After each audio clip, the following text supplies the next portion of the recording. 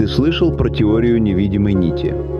Говорят, Вселенная держит двух людей порознь, пока не настанет подходящий момент. Когда они наконец встретятся, совпадений во времени будет очень много. Но если хоть что, то пошло бы не так, они никогда не пересеклись бы. Но Вселенная все устраивает. И они поймут, что все, через что они прошли до встречи, готовило их сердце друг для друга.